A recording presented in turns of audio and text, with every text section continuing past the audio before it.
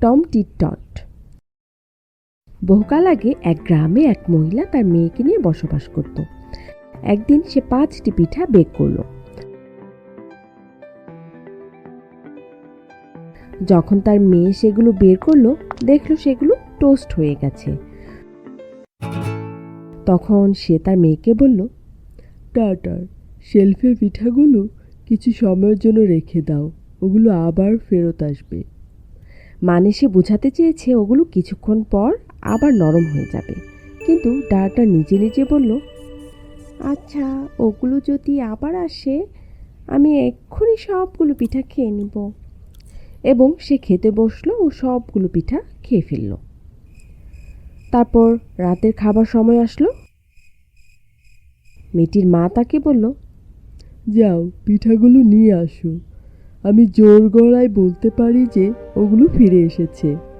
মেয়েটি গেল এবং দেখলো সেখানে খালি প্লেট পড়ে আছে। তাই সে ফিরে আসলো এবং বলল, না, সেগুলো ফিরে আসেনি। একটাও আসেনি? না, একটাও আসেনি। আচ্ছা, ফিরে আসবে নাকি আসবে না? আমি একটা খাবো রাতের খাবারে। কিন্তু তুমি একটাও খেতে পারবে না যদি না তারা ফিরে আসে। কিন্তু আমি পারবো, যাও সবচেয়ে ভালোটা নিয়ে আসো। সবচেয়ে ভালোটা নাকি খারাপটা? আমি সবগুলো পিঠা খেয়ে ফেলেছি। তুমি ততক্ষণ পর্যন্ত খেতে পারবে না যতক্ষণ না তারা ফিরে আসে। মহিলাটি এবার পুরো ঘটনা বুঝতে পারল। সে তার চরকা নিয়ে দরজার কাছে গেল এবং সুতা কাটতে কাটতে গান ধরল, আমার ডাটার 5টি পিঠা খেয়েছে, আমার ডাটার 5টি পিঠা খেয়েছে। পাশ দিয়ে রাজা যাচ্ছিল। সে গানটি শুনে ফেলল, কিন্তু কি গাইল সেটা বুঝতে পারল না। তাই সে মহিলাটির কাছে গেল এবং জিজ্ঞেস করল, আপনি কি গাইছিলেন ম্যাম? মহিলাটি তার মেয়ের কাণ্ড বলতে লজ্জা পেল। তাই সে গেয়ে উঠল, আমার মেয়ে 5 বান্ডিল সুতা ঘুরিয়েছে, আমার মেয়ে 5 বান্ডিল সুতা ঘুরিয়েছে। 5টি? আমি কখনোই কাউকে এটা করতে শুনিনি। শুনুন, আমি বিয়ের জন্য পাত্রী খুঁজছি। আপনি রাজি থাকলে আমি আপনার মেয়েকে বিয়ে করতে চাই। তবে আমার একটি শর্ত আছে। বিয়ের প্রথম 11 মাস সে যা চায় তাই পাবে। সে যে খাবার পছন্দ করে সেটাই পাবে। কিন্তু শেষ মাসে প্রত্যেক দিন আমাকে 5 বান্ডেল করে সুতা কেটে দিতে হবে। না পারলে তার গর্দান নেওয়া হবে। মহিলাটি রাজি হয়ে গেল, কারণ সে ভাবল বছরের শেষ মাস আসতে আসতে রাজা সব ভুলে যাবে এবং শেষ পর্যন্ত অনেক পথ বের করা যাবে এ থেকে বাঁচার জন্য। তারপর তাদের খুব ধুমধাম করে বিয়ে হয়ে গেল।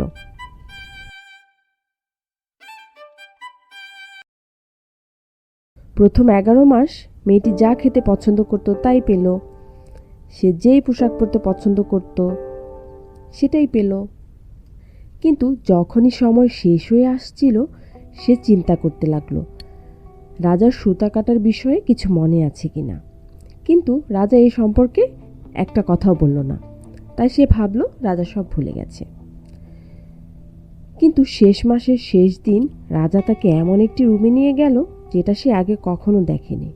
সেখানে কিছুই ছিল না, শুধু একটা টুল আর সুতা কাটার চরকা ছাড়া। রাজা বলল, এখন কাল থেকে তুমি এখানে বন্দি থাকবে, কিছু খাবার আর শন সহ।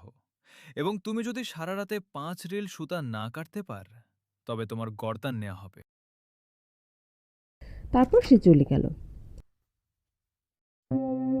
যাই হোক, সে ভয় পেয়ে গিয়েছিল।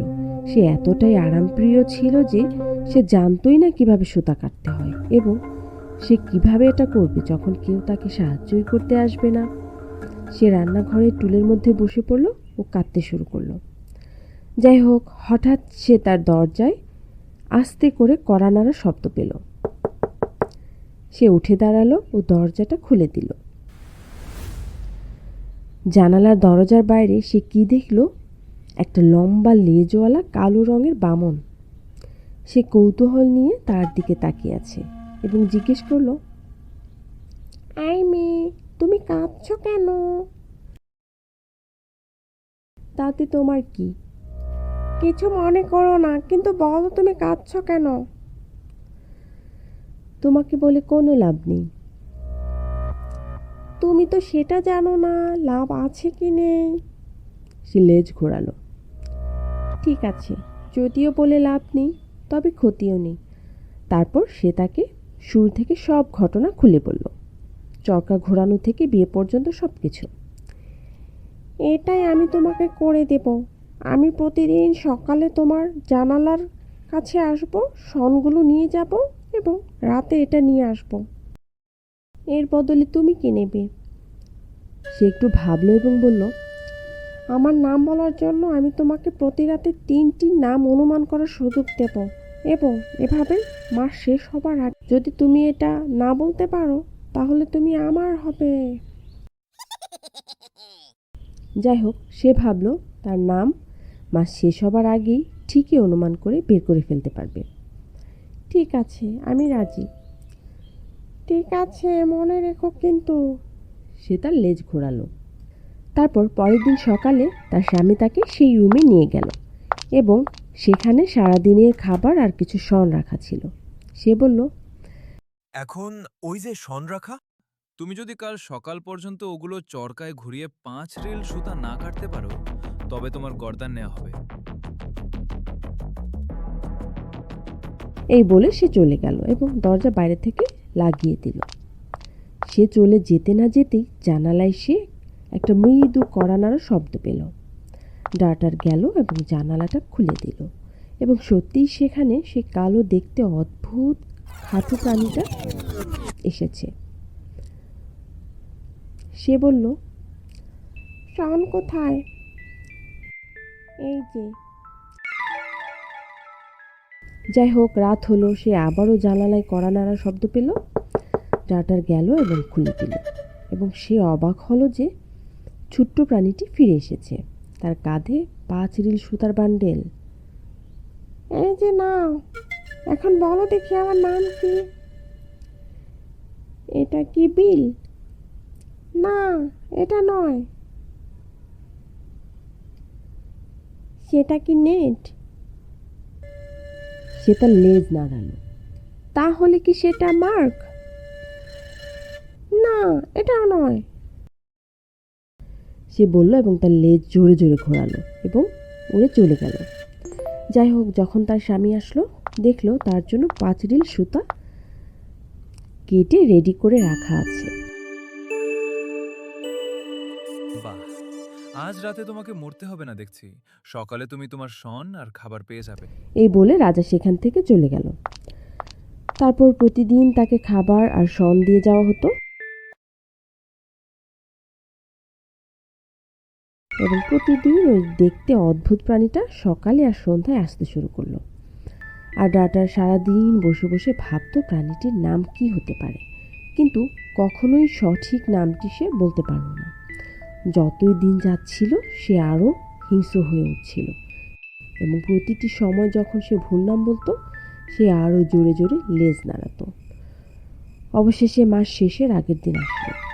ছোট্ট প্রাণীটি রাতে আসলো 5 রিল সুতা সহ এবং সে বলল, কে এখন আমার নাম খুঁজে পাও নাই? এটা কি নিকোডেমাস? না। এটা কি স্যাম্বল? না না, এটাও নয়। এটা কি মেথুলিস্যাম? না, এটাও নয়। তারপর সে আগুন রাগী চোখে মেয়েটির দিকে তাকালো এবং বলল, মেয়ে, শুধু কালকের রাত, এরপর তুমি আমার হবে। হা হা হা। সে উড়ে চলে গেল। তারপর ডাটার খুব ভয় পেল। যাই হোক, সে রাজার আসার পায়ের শব্দ পেল। যখন সে আসলো এবং 5 বান্ডিল সুতা রেডি করা দেখলো, সে বলল, বাহ, আমি আর অপেক্ষা করতে পারছি না যে তুমি কালো সুতা কেটে রেডি রাখবে। তাহলে আমাকে আর তোমাকে হত্যা করতে হবে না। আজকের খাবার আমি এখানেই খাবো। তাই সেখানে রাতের খাবারের ব্যবস্থা করা হলো। খাওয়ার জন্য দুজনে নিচে বসে পড়ল। তারপর রাজা যখনই খাবার মুখে দিল সে থেমে গেল এবং হাসতে শুরু করলো। রাজা,